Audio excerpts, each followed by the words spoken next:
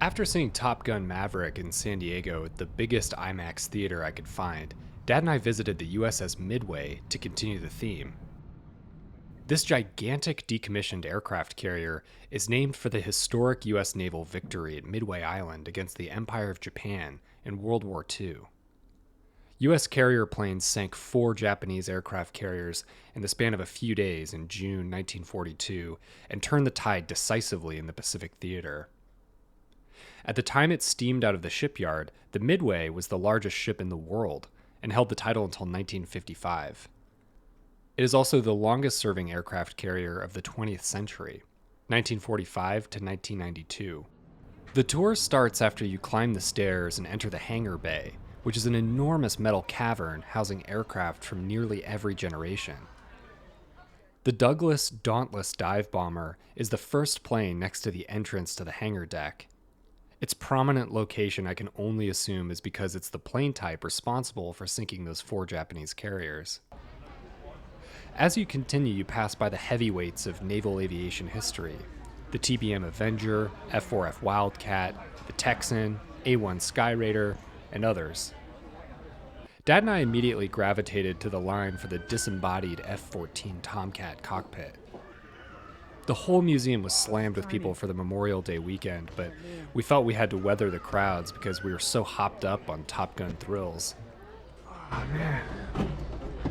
Oh, that's sweet. Rudder pedals. That's like a decent amount of space. Inside the old Tomcat, we took turns pretending to be Maverick and Goose. All the surfaces were pretty grimy from the thousands of gross kid hands, but it felt righteous all the same. Man, if they close the cockpit lid, that's pretty tight. Yeah, I mean, you get a little room around your helmet, that's it. Yeah. Jeez. Wow. Goose.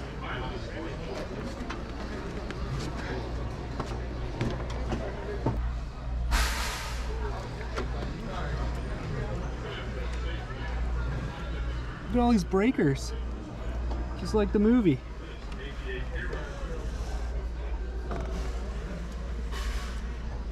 Wow. Interesting. So you don't get a stick back here, huh? We headed up to the flight deck and strolled around the jets arranged along the length of the ship. We encountered some we'd never heard of before, like the RA-5 Vigilante, a nuclear bomber turned reconnaissance jet from the Vietnam era, and the F-9F Panther, a carrier-based Korean War era fighter. 20mm cannons. Ooh-wee! Yeah, it's up to get hit by something with that caliber. Beside a full-sized Hawkeye was another cockpit chopped off of some other decommissioned E-2. Dad and I clambered in and tried once more to imagine landing on a carrier. Can you imagine flying one of these beasts? Tight squeeze here. Do the same thing. I mean, a lot of this kind of makes sense to me. Radar altitude. Yeah, that's something you don't have in your machine. Yeah, I don't have that. But torque. it's turbine engines measure torque. Right. And then obviously Turbo props. attitude. Yeah. It's stuck on a 30-degree bank. I wonder what ejection looked like in a thing like this. I wonder where you even go. I don't think these are. Maybe you don't. I bet these roof panels pop off. Yeah. Yeah. It's not obvious to me if this is. It was a little disconcerting that we couldn't see any obvious way to eject. One of the docents recommended we grab a tour of the island before the crowd swallowed it up and created a huge wait. So we hitched onto a tour group and followed our guides, all former servicemen in the Navy or the Coast Guard, around the labyrinthian structure. It's astounding how much the Navy figured out how to cram in such a compact metal box. Oh, we smokers. All right. Got him? We got 2. Most injuries on the ship are head injuries. Oh. You can kind of guess that, can't you? Yeah. Navy loves to abbreviate everything, so you'll hear it called PRI-FLY, And the function of this area is this is a control tower for this floating airfield, the same way you have a control tower at the airport. Run by these two gentlemen here. Now, 2 years isn't necessarily a long time for a Navy tour, but this one it can be, because they literally can be in these seats 14 to 16 hours a day, 6 to 7 days a week. Any other guesses? Is it 6 foot? See, they're bent over all day long. Gosh. These are the Yalidays that we were talking about, the telescopes. Okay. And this area that you're on out here, when sailors are off duty, they can come up here and hang out, just shoot the bull with each other. And because they would hang over and look at all the aircraft going by, like my friend in the red shirt, they say they look like a bunch of vultures. So they call this Vultures Row. So you're on Vultures Row, all you vultures.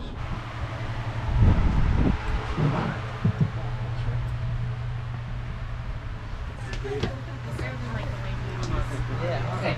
We are on the navigation bridge. Basically the home to the captain. Because when we're at sea, he lives in that chair. I mean, constant. Sacred ground, the CO's chair, commanding officer. No one sits in that chair unless it's the captain. Last year, the helmsman's father was uncomfortable giving him the keys to the family car. And here he is now.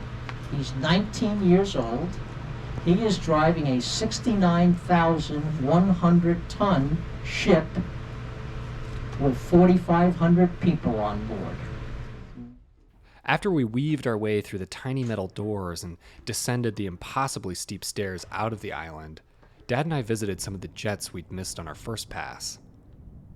My father flew both the F-4 and the F-15E during his Air Force career, and he explained the various munitions and airframes that he recognized. Mark 82s. You flew with Mark 82s, didn't you? I did. I carried a lot of them that were just like this, dumb bombs. But you use the same bomb body and you put a laser guidance kit on the front.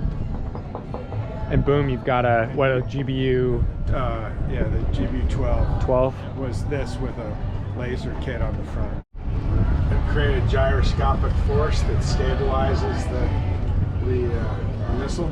Wow. That's crazy. All the guidance and steering's done from the front. Right. These little flippers just kind of... The canard steering. Yeah, canards. It's nuts.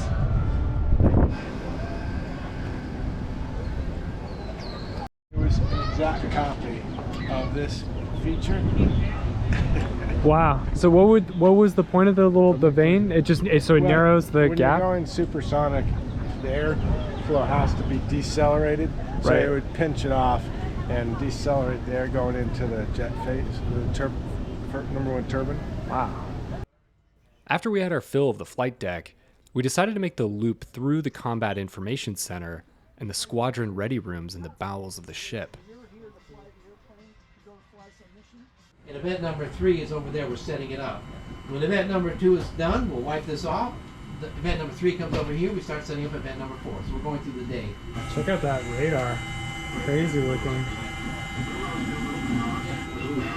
Someone in the museum administration really likes to use creepy full-size dummies dressed as crew to give some better sense of what life was like on the carrier.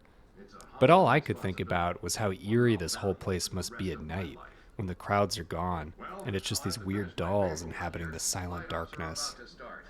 I hope you'll think about the extraordinary dedication of my crew as you continue your tour. They make Midway magic every day. Thanks for coming aboard.